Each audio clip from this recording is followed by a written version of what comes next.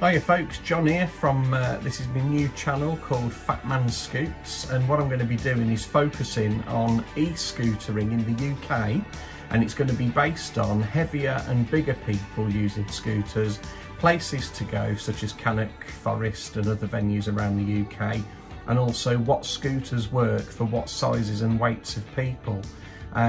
You've probably seen a couple of videos I've got up running with GoPro cameras. Well, I've just also invested in buying the Insta360, what do you call it? Insta360 One X2 360 cams. So this will be the next thing I'll be trying out. And I've got the invisible selfie stick that goes to about 1.5 meters long. So the intention will be to fix this onto the handlebars of the scooter and then take it off round and get some really cool footage. So you'll actually be able to see much more of the scooter in motion as well. And then also I'm going to be getting in touch with as many British scooter shops and suppliers as I can, so that I can visit and go and actually try some of their range of scooters, so that we can see what actually does work for heavier people and what sort of weight categories you're going to really need to go for if you are bigger yourself. Me, probably getting on for about 20 stone, probably a little bit more actually, plus clobber. Crash helmet, pads and all the rest of it, and a rucksack usually with a couple of litres of drink in. So that's going to be what I'm going to be focusing on. Me personally, I've got the Viper Duel Pro 5600 watt e-scooter from Viper Scooters in London, and you'll have seen a couple of videos I've put up already.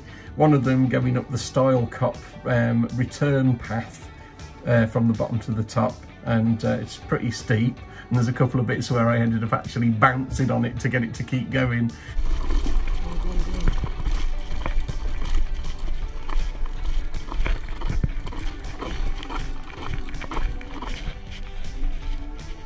Oh, got it. Let's carry on up. Oh, steep this fucker is.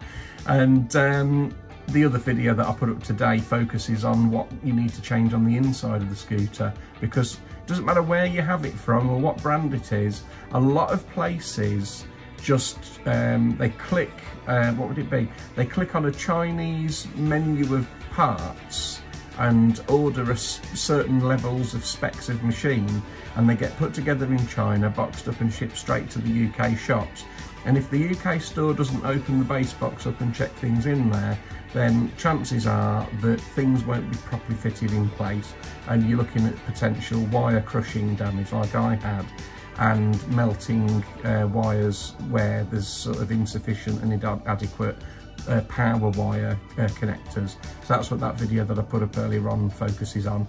And I'm going to be joining as many e-scooter groups as I possibly can on social media, especially Facebook, and hope that this channel really takes off. I'll do some political videos as well, because obviously we all want e-scooters to get legalised, and at the moment there's talk that October this year is a possibility where they might be looking at legalising them with certain conditions. There's a lot of talk on the groups where some people think that it's going to be based on maximum speed, which they're looking at 15.5 miles an hour. And other people are thinking that it's going to be based on the wattage of the motor on the scooter, which I think is going to be a little bit discriminatory for people that are bigger and heavier. Because what do you want an e-scooter for? You want it to be able to go up hills, and if you've got something that isn't powerful enough and you're big, it ain't going to go up a hill. So anyway, that's just a brief introduction. I know it's a bit late, there's already been a few videos added to the channel, but welcome to the channel. Please like, share and subscribe, and hopefully meet up with you soon on some scooter meets.